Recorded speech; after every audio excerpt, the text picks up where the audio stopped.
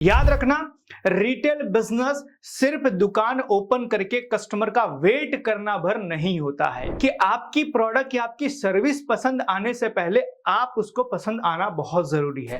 Customer जब आपके वहां पर आ रहा है तो उसको आप वार्म वेलकम करो, हैंडशेक करो, नमस्ते करो, जय श्री कृष्ण करो, जो भी आप बोल सकते हो, आप उसका वार्म वेलकम करो। कि आपके कस्टमर को जब तक आप समझ ना लो कि उसको चाहिए क्या, तब तक आप अपनी प्रोडक्ट मत बताओ। जितना बेहतरीन आपका प्रोबिंग होगा उतना बेहतरीन आपके प्रोडक्ट को दिखाने में आपको मजा आएगा। बोले सर इतना सवाल पूछेंगे तो कस्टमर इरिटेट नहीं होगा? अरे आप इंटरव्यू की तरह क्वेश्चन पूछोगे तो इरिटेट जरूर होगा। सबसे बड़ा इंपॉर्टेंट रूल आता है क्लोजिंग। यहां पर लगभग बहुत सारे सेल्समैन गलती करते हैं। यहां पर सेल्समैन जो ना पैसा मांगने से घबराता है और यही उसका सबसे बड़ा फेलियर का कहीं ना कहीं कारण बनता है। कैसे दोस्तों, हाजिर हूं फिर से एक बोर्ड सेशन में। आपने हमारे बोर्ड सेशन को बहुत प्यार दिया और इसी से इंस्पायर होके हम फिर से ले आए हैं एक बोर्ड सेशन, जहां पर आज हम बात करेंगे एक ऐसे टॉपिक के ऊपर जिसकी डिमांड काफी टाइम से आप कर रहे थे। जी हां, मैं बात कर रहा हूं रिटेल सेलिंग स्किल्स के ऊपर। मैंने पिछली बार भी बहुत सारी चीजें बोर्ड के ऊपर बताई थी। आज मैं आपके साथ डिस्कस करूंगा रिटेल के बारे में। अगर आप रिटेल का बिजनेस कर रहे हैं और आपके वहां अगर कस्टमर आता है तो आपको आपके कस्टमर को अटेंड कैसे करना है, कैसे अपनी प्रोडक्ट का प्रेजेंटेशन कैसे करना है, किस तरीके से नेगोशिएशन करना है और कैसे उसके साथ में डील करनी है, ये सारी चीजें आज हम डिटेल में जानेंगे। याद रखना, रिटेल बिजनेस सिर्फ दुकान ओपन करके कस्टमर का वेट करना भर नहीं होता है। अक्सर कर मैंने देखा है रिटेल के व्यापारी अपनी दुकान ओपन करके कस्टमर का वेट करते हैं और उनको ऐसा लगता है कस्टमर आएगा तो हम उनको सर्विस देंगे। नहीं, ये रिटेल आज के टाइम का नहीं है। आज का रिटेल का जमाना बदल गया है। आपका कस्टमर अगर आप तक नहीं आ रहा है तो आपको आपके कस्टमर तक पहुंचना पड़ेगा और उसके लिए आपकी मार्केटिंग का तरीका आपको बदलना पड़ेगा। आपको मार्केटिंग में और नए नए तरीके यूज करने पड़ेंगे जिससे अट्रैक्ट होकर आपका कस्टमर आपकी दुकान पर आए। तो समझिए कि आपने मार्केटिंग के पिछले वीडियो में मैंने आपको मार्केटिंग के बारे में बताया था, जहां पर मार्केटिंग के 11 तरीके मैंने आपको बताए थे कि इन 11 तरीकों का इस्तेमाल करके आप अपने कस्टमर को अपनी दुकान या अपनी ऑफिस तक बुला सकते हैं। लेकिन सिर्फ बुलाने भर से क्या आपका डील या आपका पैसा मिल जाएगा? बिल्कुल नहीं, उन्हें आपको बेचना पड़ेगा। तो बेचने के लिए आज हम डिस्कस करेंगे कि अगर आप रिटेल की बिजनेस कर रहे हैं, रिटेल के बिजनेस में हैं और आपके वहां कस्टमर आ रहा है तो उनको कैसे आपको बेचना है इसके बारे में। तो इसका 4 स्टेप होता है, 4 फॉर्मूला होते हैं किसी भी कस्टमर को रिटेल इंडस्ट्री के अंदर अपनी प्रोडक्ट बेचने के लिए, जिसमें सबसे पहला आता है ओपनिंग। जी हां, ओपनिंग। ओपनिंग का मतलब होता है कि जब आपका कस्टमर आपके वहां पर आया तो आपने आपके कस्टमर को कैसे अटेंड किया। अब इस ओपनिंग के अंदर कुछ प्रोसेस होती है जो हमें करना बहुत जरूरी है। सबसे पहला और सबसे मोस्ट इंपॉर्टेंट होता है कि आपका कस्टमर जब आपकी दुकान में आए तो आपका ड्रेसिंग और आपका ग्रूमिंग कैसा है। जी हां, आपका ड्रेसिंग एंड आपका ग्रूमिंग। आप दिखते कैसे हो, ये बहुत इंपॉर्टेंट है। कई बार मैं जब सेशन लेता हूं, बहुत सारी जगह पर ट्रेनिंग करते हैं, तो मैं इसके महत्व को समझाता हूं कि आपकी पर्सनालिटी कितनी मैटर करती है। तो कई बार लोग कहते हैं सर कस्टमर प्रोडक्ट लेने आया है ना, तो हमारी पर्सनालिटी से उसको क्या लेना देना। मैं आपको कहूंगा कि बहुत लेना देना है। याद रखिए, जब तक आप आपके कस्टमर को पसंद नहीं आएंगे, आपका कस्टमर आपकी प्रोडक्ट या आपकी कंपनी को पसंद नहीं करेगा। इसीलिए सेल्स में एक थंब रूल है, कस्टमर फर्स्ट बायज यू। सबसे पहले आपका ग्राहक आपको खरीदता है, फिर आपकी कंपनी और आपकी प्रोडक्ट को खरीदता है। इसका मतलब यह है कि आपकी प्रोडक्ट या आपकी सर्विस पसंद आने से पहले आप उसको पसंद आना बहुत जरूरी है। अगर आप पसंद नहीं आएंगे तो आपकी कितनी भी अच्छी प्रोडक्ट या कंपनी क्यों ना हो, उसके पसंद आने की चांसेस बहुत कम बनते हैं। इसीलिए आपका ड्रेसिंग एंड ग्रूमिंग अच्छा होना बहुत जरूरी है। आप एप्रोप्रिएट प्रोफेशनल दिखने बहुत जरूरी है, तब आपका कस्टमर आपकी बात सुनेगा। तो सबसे पहला ओपनिंग करने के लिए आपको जो मोस्ट इंपॉर्टेंट चीज करने की जरूरत है वो है अपनी ड्रेसिंग और अपनी ग्रूमिंग के ऊपर काम करने की जरूरत है। तो उसके अंदर आता है कि 6 second rule. 6 seconds rule. Retail में 6 सेकंड रूल क्या कहता है कि आपका कस्टमर जब आपकी दुकान में एंटर करता है तब 6 सेकंड में आपको उसको अटेंड करना है। जी हाँ, 6 सेकंड्स में आपको उसको अटेंड करना है। कई बार मैं बहुत सारी जगह पर जाता हूं, ऑब्जर्व करता हूं कि उनका कस्टमर कब से आके खड़ा है, वो भाई सुनो ना, अरे सुन लो, ऐसे कई बार वो बोलता है। उसके बावजूद भी वहां का सेल्समैन या वहां के रहे हुए लोग रिस्पॉन्स नहीं करते हैं। तो अगर आपका response time with in 6 second है तो आपका कस्टमर आपके वहां से खरीद के जाएगा। अदरवाइज बहुत चांसेस है कि आपका कस्टमर देखेगा लेकिन वो खरीदेगा कहीं और से। तो आपको सबसे पहला ड्रेसिंग और दूसरा है आपको 6 सेकंड रूल अप्लाई करना है। तो ये दो चीज सबसे ज्यादा जरूरी है। जब ये दोनों चीजें आपने कर लिया उसके बाद आती है कस्टमर को अटेंड करना है। तो अटेंड करने में ओपनिंग का प्रोसेस होता है। ओपनिंग का सबसे पहला प्रोसेस है कि आप उसको मीट एंड ग्रीट करेंगे। जी हाँ, meet and greet. Meet and greet का मतलब होता है कि कस्टमर जब आपके वहां पर आ रहा है तो उसको आप वार्म वेलकम करो, हैंडशेक करो, नमस्ते करो, जय श्री कृष्ण करो, जो भी आप बोल सकते हो, आप उसका वार्म वेलकम करो। जब तक आपका कस्टमर आपके वहां पर इस तरीके से आता है या आपने उसका वेलकम नहीं किया तो शायद हो सकता है कि आपके कस्टमर को ये चीज बुरी लगे। और रिटेल में ये बहुत इंपॉर्टेंट है, मीट एंड ग्रीट। आपके कस्टमर को आप बढ़िया सा वार्म ग्रीटिंग करो। ग्रीट करने के बाद में उसको आप बिठाओ, अगर बिठा सकते हो तो बिठाओ, अगर बिठा सकते हो तो उसको बेसिक एमिनिटीज सर्व करो। चाय पानी के बारे में आप पूछ लो उसको, आप उसको पूछ लो, बेसिक एमिनिटीज उससे बात करो। देन उसके साथ में थोड़ा सा हेल्दी एटमॉस्फेयर बनाओ, हेल्दी एटमॉस्फेयर बनाओ। कई बार मैंने देखा हुआ है कि कस्टमर आया नहीं कि डायरेक्ट सेल्समैन जो होता है वो डायरेक्ट अपने प्रोडक्ट के बारे में या उनसे पूछना शुरू कर देता है, बोलो सर क्या चाहिए। उनसे कई बार रिलेशन ही बिल्ड नहीं करता है, उनके साथ में थोड़ा सा फैमिलियर नहीं होता है, जिसके कारण कस्टमर कई बार आपसे कनेक्ट नहीं हो पाता। याद रखना, सेल्स चाहे रिटेल का हो या चाहे फील्ड का हो, जब तक आपका कस्टमर आपसे कनेक्ट नहीं होगा तब तक आपकी प्रोडक्ट उसको अच्छी नहीं लगेगी। तो सबसे पहले ओपनिंग में आपको जो चीज करना है वो है कि आपके कस्टमर को कनेक्ट करने के लिए ये एक्टिविटीज करनी है, जिसमें आपने उसका वार्म वेलकम किया, अच्छे से स्वागत किया, बिठाया, चाय पानी के बारे में पूछा, उससे थोड़ा सा फैमिलियर हुए, थोड़ा उनकी फैमिली के बारे में पूछा, थोड़ा सा उनके काम धंधे के बारे में पूछा, जिससे आपका जो कस्टमर है आपके साथ फैमिलियर हो गया, मतलब वो आपके वहां कंफर्टेबल आ गया। उसके बाद दूसरा स्टेप आता है। याद रखना, मैं आपको चारों स्टेप जो है 1 बाय 1 डिटेल में बता रहा हूं और ये चारों स्टेप आपको करना पड़ेगा अगर आप अपने बिजनेस के अंदर आपके कस्टमर का सेल्स करना चाहते हो। दूसरा स्टेप आता है प्रोबिंग। प्रोबिंग समझो, प्रोबिंग का मतलब होता है कि उससे सवाल पूछना, उसकी रिक्वायरमेंट जानना, उसकी नीड जानना, जिसको हम यहां कहते हैं नीड आइडेंटिफिकेशन।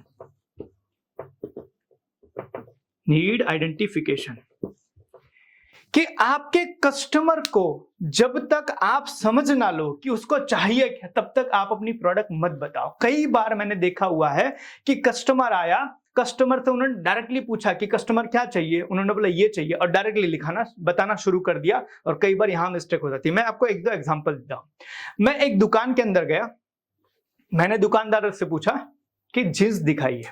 उसने क्या किया, थप्पा ऐसा निकाल के ऐसा रख दिया और दिखाना शुरू कर दिया। मैंने बोला बच्चे का।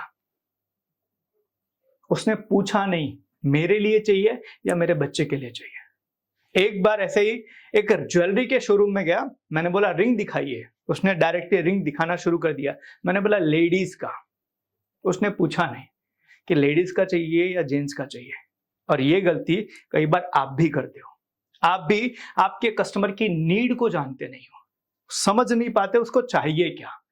कई बार आप अपने कस्टमर को बहुत सारे प्रोडक्ट दिखाते हो फिर भी उसको पसंद नहीं आता है। उसकी वजह पता क्या है, आपने उसकी नीड को आइडेंटिफाई नहीं किया कि उसको एक्चुअल में रिक्वायरमेंट क्या है, उसको चाहिए क्या चीज।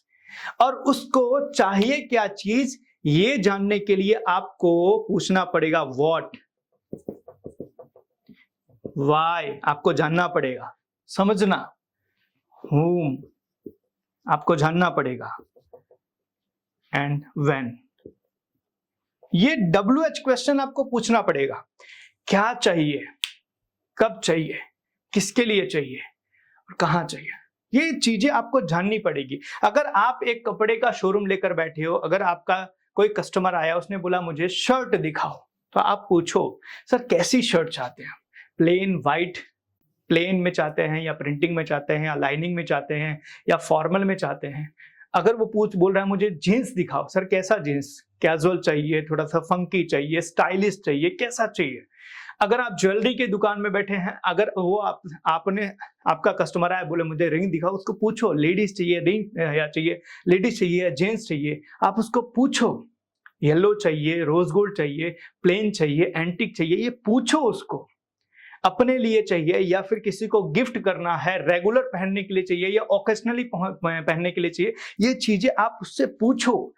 जितना बेहतरीन आपका प्रोबिंग होगा, उतना बेहतरीन आपके प्रोडक्ट को दिखाने में आपको मजा आएगा और कम प्रेजेंटेशन में आपका कस्टमर कन्विंस हो जाएगा आपकी प्रोडक्ट लेने के लिए। याद रखना, ज्यादा प्रोडक्ट दिखा के आप चाहो कि मैं ज्यादा प्रोडक्ट दिखाऊंगा तो मेरा कस्टमर परचेस कर लेगा, नहीं। मैं एक जगह पर एक रिटेल ज्वेलरी की मैं ट्रेनिंग कर रहा था उनके स्टाफ की। मैंने पूछा कि एक रिंग बेचने के लिए आपको कितने रिंग बताना पड़ता है, तो उन्होंने बोला, किसी ने बोला सर कम से कम 50 तो बताना पड़ता है, किसी ने बोला 20 बताना पड़ता है, किसी ने बोला 30 बताना पड़ता है, किसी ने बोला 5 डब्बे बताने पड़ते हैं। मैंने बोला 3 से 5। जी हाँ, सिर्फ 3 से 5 रिंग बताना होता है। लेकिन कब, जब आपने उसकी नीड को आइडेंटिफाई कर लिया है तब।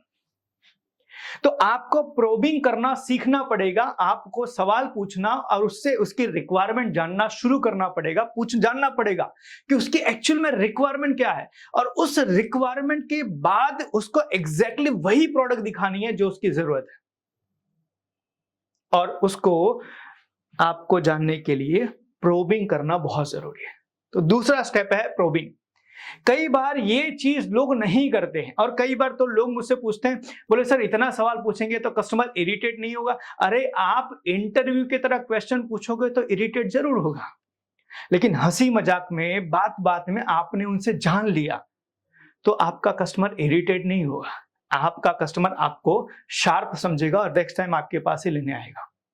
तो आपको प्रोबिंग करना है जिससे आप उसकी एक्चुअल में क्या नीड है वो जस्ट आप जान पाओ और उसके हिसाब से आप उसको प्रेजेंटेशन कर पाओ। तो आपने उसकी नीड जान ली और उसके लिए आपने प्रोबिंग किया, जो दूसरा स्टेप था। इसके बाद आता है तीसरा step and that is supporting. जी हाँ, सपोर्टिंग। जब आपने उसकी नीड को समझ लिया, नीड को समझने के बाद उसको प्रोडक्ट उसके हिसाब से बताया, उसके बाद आता है ये स्टेप। जब आप उसको प्रोडक्ट बताते हो तो कई बार वो अपना डिसीजन खुद नहीं ले पाता है। अक्सर कर आप देखोगे कि एक कपड़ा खरीदी करने के लिए एक बंदा अपने दोस्त को जरूर लेकर जाता है, एक लड़की अपने सहेली को या अपनी बहन को या अपनी फैमिली में से किसी को लेकर जाती है। क्यों? क्योंकि वो चाहती है कि आप मुझे डिसीजन लेने में हेल्प करो, अप्रूवल चाहती है वो। ये एक लड़का अप्रूवल, कई बार आप देखो कि अगर आप खुद अगर एक शर्ट लेने के लिए गए हो तो शर्ट लेने के बाद में अगर आपके साथ कोई नहीं है तो आप दुकान वाले से ही पूछते हो पहनने के बाद कैसा लग रहा है, पूछते हो, राइट? ये क्यों पूछते हैं? क्योंकि हम चाहते हैं कोई हमें हेल्प करे कि हाँ इसमें आप अच्छे लग रहे हो, मतलब अप्रूवल चाहते हैं। तो कई बार कस्टमर जब प्रोडक्ट लेने के लिए जाता है और वो बहुत सारी चीजें देखता है तो वो कंफ्यूज हो जाता है कि इसमें से सही चीज मेरे लिए कौन सा है। वहां पर आता है सपोर्टिंग, जहां पर कस्टमर को आपको हेल्प करना होता है डिसीजन लेने में। जैसे कि आपने 1, 2, 3 प्रोडक्ट उसको दिखाई, ये समझ लो 4 और 5 प्रोडक्ट आपने उसको दिखाई। अब 5 में से उसको पहला और तीसरा उसको अच्छा लगा, समझना, पहला और तीसरा उसको अच्छा लगा, तो आप इन 3 को हटा दो, इन 3 को हटा दो। अब ये 1 और 3 में से उसको एक सिलेक्ट करना है, तो कई बार कंफ्यूज होगा, यार ये भी बढ़िया है, ये भी बढ़िया है। इस टाइम पर आपको उसकी हेल्प करनी है। कैसे? आपको एक चीज के ऊपर उंगली रख दें कि सर अगर मेरे पास पैसा होता या मुझे अगर लेना होता तो मैं ये लेता। यहां उंगली रख देना है, सर मैं ये लेता। इससे होगा क्या, उसका डिसीजन लगभग 90% केसेस में क्लियर हो जाएगा कि मुझे ये लेना चाहिए, क्योंकि वो हेल्प चाहता था और आपने उसकी हेल्प कर दी अप्रूवल करके कि अगर मेरे पास पैसा होता या मुझे लेना होता तो मैं ये सिलेक्ट करता। यहां पर उसको सपोर्ट करना होता है। तो जब भी आप कस्टमर को अपने प्रोडक्ट के प्रेजेंटेशन कर रहे हो, अपने प्रोडक्ट के बारे में बता रहे हो और वो कंफ्यूज हो गया है कि भाई मैं कौन सा लूं, मुझे समझ नहीं आ रहा है, क्योंकि अगर वो कंफ्यूजन आपने दूर नहीं किया ना तो वो क्या बोलेगा, कोई बात नहीं मैं कल आता हूं, कल लेकर जाऊंगा, और कल वो नहीं आएगा और आपकी पूरी मेहनत जो आपने की थी वो मेहनत बेकार चली जाएगी। तो आपको ऐसा नहीं करना, आपको उसका कंफ्यूजन इमीडिएटली आपको दूर कर देना है और उसके लिए आपको उंगली रख देनी है कि सर मेरे पास पैसा होता या मुझे लेना होता तो मैं ये लेता।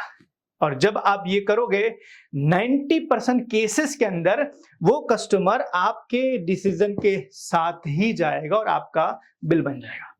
तो यहां पर उसको सपोर्ट करना, इसको कहते हैं सपोर्टिंग। कि जब कस्टमर आपका कंफ्यूज है, यहां पर खास ध्यान रखना, कंफ्यूजन सॉल्व करना है, कंफ्यूजन उसका सॉल्व करना है। अगर उसका कंफ्यूजन आपने सॉल्व कर दिया तो लगभग बिल बन जाएगा, 90% केसेस में हो जाता है। तो तीसरा स्टेप है सपोर्टिंग। इसके बाद चौथा स्टेप जो आता है वो बहुत इंपॉर्टेंट है, बहुत ज्यादा महत्वपूर्ण है, और चौथा स्टेप है क्लोजिंग। जी हां, आपने अपने कस्टमर का अच्छे से वेलकम कर लिया, उसको बिठाया, पानी वानी चाय बाय पिलाई, हेल्दी उसके साथ रिलेशन बनाया, देन उसके बाद उसकी नीड आइडेंटिफाई की कि उसको क्या चाहिए, किसके लिए चाहिए, कब चाहिए, उसको कैसा चाहिए, ये सारी चीजें आपने समझ ली। देन आपने उसके हिसाब से प्रेजेंटेशन की, अपनी प्रोडक्ट दिखाई, अपने प्रोडक्ट के बारे में सारे बेनिफिट, सारे फीचर्स, सारी चीजें आपने बताई और उसका डिसीजन लेने में आपने हेल्प कर दिया कि ये चीजें लिखे। उसके बाद सबसे बड़ा इंपॉर्टेंट रोल आता है क्लोजिंग। यहां पर लगभग बहुत सारे सेल्समैन गलती करते हैं। आपने उसको सारी चीजें बता दी, सारी चीजें आपने कंफ्यूजन क्लियर कर दी, उसका कंफ्यूजन क्लियर कर दिया, उसका सिलेक्शन करवा दिया, उसका सारी। अब यहां पर आपको जो स्ट्रेट फॉरवर्ड पैसे मांगने हैं, ज्यादातर सेल्समैन यहां पर वो नहीं कर पाते। क्या गलती करते हैं कि सर मैंने आपको सारी चीजें बता दी, क्लियर हो गया, बोले हाँ ठीक है सर अब बताइए क्या करेंगे। अरे अब बताइए क्या करेंगे, ये अब आपको नहीं बोलना है, अब यहां पर बोलना सर चलिए बिल बनाते हैं। जी हां, यहां पर आपको क्लोज करना है और उसके लिए आपको क्वेश्चन पूछना है, जिसको हम कहते हैं क्लोजिंग क्वेश्चन। जैसे एज एग्जांपल आप मेरी दुकान पे शर्ट लेने के लिए आए और मैंने आपका शर्ट जो है वो सिलेक्ट करवा दिया, आपका कंफ्यूजन क्लियर हो गया, मैंने रख दिया उंगली कि सर मेरे पास पैसा होता तो मैं ये लेता, आपने बोला डन, मुझे भी यही ले। अब यहां पर आपको पूछना है सर पैसा कैसे देंगे, कैश या ऑनलाइन। समझना, दो में से जो भी जवाब देगा आपके फेवर में आएगा। अगर कैश देगा तो भी आपके फेवर में, ऑनलाइन देगा तो भी आपको। मतलब यहां पर आपको ऐसा सवाल पूछना है जिसका जवाब वो जो भी दे आपके फेवर में हो। मतलब क्लोजिंग क्वेश्चन उसको कहते हैं। सर पैसा कैसे देंगे, कैश में कि ऑनलाइन में। सर बिल पर नाम किसका होगा, आपका या आपकी वाइफ का। समझना, सर बिल आज बनाएंगे या अभी, ये आपको सवाल पूछना है। और जब वो बोले कि आज ही बनाएंगे, चलिए सर बना देता हूं। Use body language, that is very important. Use body language, body language. आपका कस्टमर जब है, जब आपका कस्टमर रेडी हो गया, आपने पूछा सर पेमेंट कैसे करेंगे, कैश या ऑनलाइन, बोले ऑनलाइन। ओके सर चलिए आइए बिल बनाते हैं, चलिए सर आइए बिल बनाते हैं। आपने बोला सर नाम किसका रहेगा बिल के ऊपर, आपका या आपकी वाइफ का, बोले वाइफ का। सर चलिए बिल बनाते हैं।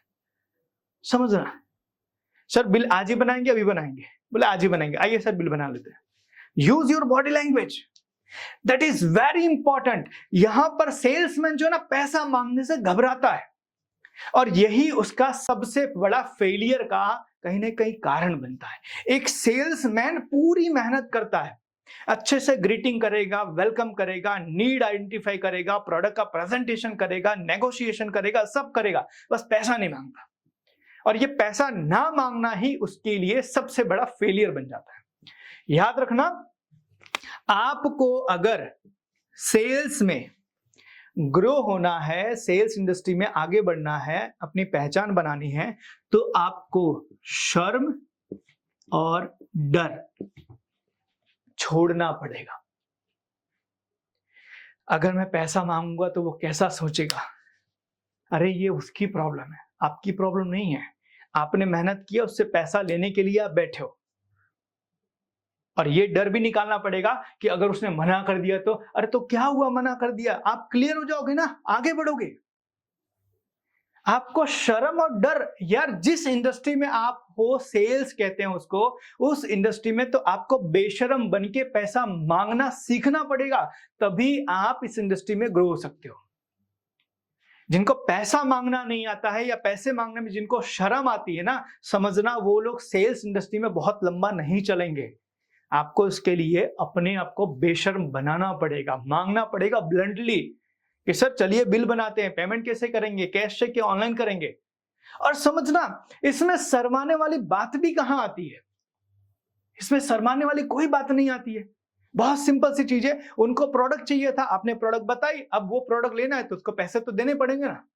तो जब तक आप मांगोगे नहीं, जब तक आप बोलोगे नहीं, तब तक वो पैसे नहीं निकालेगा, और आपकी दुकान में वो भी खड़ा होके वेट करेगा और आप भी खड़ा होके वेट करोगे, और इसमें आपका लॉस है। तो आपको क्लोजिंग करना है। क्लोजिंग करने के लिए आपको अपने क्वेश्चन जो है क्लोज एंडेड क्वेश्चन पूछने पड़ेंगे, जिससे क्लोजिंग हो कि सर बिल किसके नाम से रहेगा, पैसा कैसे करेंगे, अभी लेंगे या आज लेंगे। ये सारी चीजें आपको करना पड़ेगा। और जब आप ये सारी चीजें आप करोगे, तब आपका कस्टमर आपको ऑब्जेक्शन देगा। जब आप बोलोगे सर पेमेंट कैसे करेंगे, कैश के ऑनलाइन, तो बोलेगा मैं कल आता हूं, मेरे दोस्त के साथ आता हूं, फिर फाइनल करते हैं। अब इसको हम कहते हैं ऑब्जेक्शन। जब आप क्लोजिंग का क्वेश्चन पूछोगे, तब आपका कस्टमर आपको ऑब्जेक्शन देगा। और अगर आपको ऑब्जेक्शन हैंडल करना आता है, तो आप बहुत आसानी से उस डील को क्रैक कर लोगे या उस डील को डन कर दोगे। लेकिन अगर आपको ऑब्जेक्शन हैंडलिंग करना नहीं आता, तो कहीं ना कहीं आपका डील जो है ना वो होगा नहीं, और आप एक सेल्समैन की जगह आप एक टेलिंग मैन बन के रह जाओगे। याद रखना, सेल्समैन वर्सेस टेलीमैन।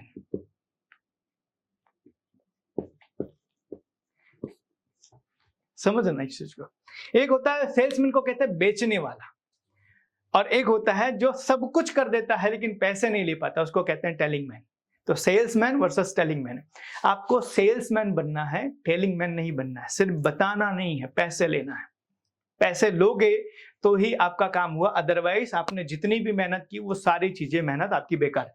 तो आपका कस्टमर, जब भी आप उसको बोलोगे क्लोजिंग करने के लिए कि पेमेंट कैसे करेंगे, कैश के ऑनलाइन, या आपके बिल के ऊपर किसका नाम रहेगा, आपका या आपकी वाइफ का, तो वो आपको ऑब्जेक्शन देना शुरू करेगा। एक काम करता हूं, कल मेरी वाइफ के साथ आता हूं, एक काम करो ना, मैं थोड़ा बाजार घूम लेता हूं, 10-15 मिनट में आता हूं, फिर से फाइनल करते हैं। यार अभी तो मैं पैसे नहीं लाया, यार लेना तो है लेकिन त्योहार पे लूंगा।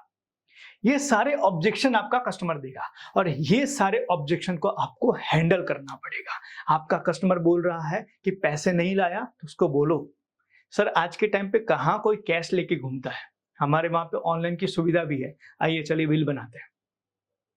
बोल रहा है कि मैं कल आऊंगा, बिल्कुल सर आप कभी भी आइए, आपकी दुकान है, लेकिन सर कल ये चीज किसी और को पसंद आ गई तो क्या करेंगे? बोलेगा मैं मेरी वाइफ को लेकर आता हूं। बिल्कुल सर आप अपनी वाइफ को लेकर आए, डिसीजन मिलकर लेना चाहिए, लेकिन जो चीज आपको पसंद आ गई है उसकी बुकिंग करवा लीजिए, उसको मैं साइड निकाल देता हूं, कल आपकी वाइफ के साथ आएंगे फिर बिल बना देंगे। इस तरीके से आपको ऑब्जेक्शन हैंडलिंग सीखना पड़ेगा। और याद रखना, ऑब्जेक्शन कस्टमर तभी देता है जब उसको खरीदना होता है, कि थोड़ा सा आप पुश करो, थोड़ा सा और जोर लगाओ तो मैं आपकी बात से कन्विंस हो जाऊंगा, ऐसा कस्टमर चाहता है। लेकिन ज्यादातर सेल्समैन क्या करते हैं, जब ऑब्जेक्शन की बारी आती है तो वो छोड़ देते हैं, मतलब कोई बात नहीं सर, कल आइए कल करते हैं, कोई बात नहीं सर, पैसा नहीं है ना तो कल आइए कल फिर बिल बना लेते हैं, ऐसा वो करके छोड़ देते हैं और यहीं पर उनकी पूरी मेहनत जो है वो बेकार चली जाती है। तो अगर आप चाहते हो कि आपकी मेहनत बेकार ना जाए तो आपको ऑब्जेक्शन हैंडलिंग सीखना पड़ेगा। किसी दिन हम ऑब्जेक्शन हैंडलिंग के ऊपर डिटेल में वीडियो बनाएंगे कि कौन कौन से ऑब्जेक्शन होते हैं और उसके ऊपर किस तरीके से आपको रिएक्ट करना होता है। लेकिन फिलहाल छोटा मैं आपको बता दूं कि आपको कस्टमर का ऑब्जेक्शन हैंडल करने के लिए ये चीज समझना बहुत जरूरी है। दो चीज समझना, एक होता है प्रॉब्लम और एक होता है एक्सक्यूज। समझना, प्रॉब्लम का मतलब होता है कि आपका कस्टमर जो लेना चाहता है शायद वो प्रोडक्ट आपके पास नहीं है, तो प्रॉब्लम है। जैसी क्वालिटी उसको चाहिए अगर वो आपके पास नहीं है तो शायद प्रॉब्लम है। अगर जैसी सर्विस उसको चाहिए वो अगर नहीं मिल रही है तो आपकी ये सब चीज प्रॉब्लम है। लेकिन आपका कस्टमर ये बोल रहा है कि सर लेना तो है लेकिन कल लूंगा, इसको एक्सक्यूज कहते हैं, बहाने। अगर आपका कस्टमर बोला यार पैसे नहीं लाया, वॉलेट घर पे भूल गया, ये बहाने हैं। मैं अपनी वाइफ से फोन करके पूछता हूं, ये मैं कल आऊंगा अपने दोस्त के साथ आऊंगा, जब भी लूंगा आपके पास से लूंगा, मैं अगली बार आऊंगा तो डेफिनेटली आपके पास से लूंगा। ये सारी चीजें हैं एक्सक्यूजेस। तो प्रॉब्लम का सॉल्यूशन दिया जा सकता है लेकिन एक्सक्यूजेस का सॉल्यूशन नहीं होता, उसको स्मार्टली हैंडल करना पड़ता है।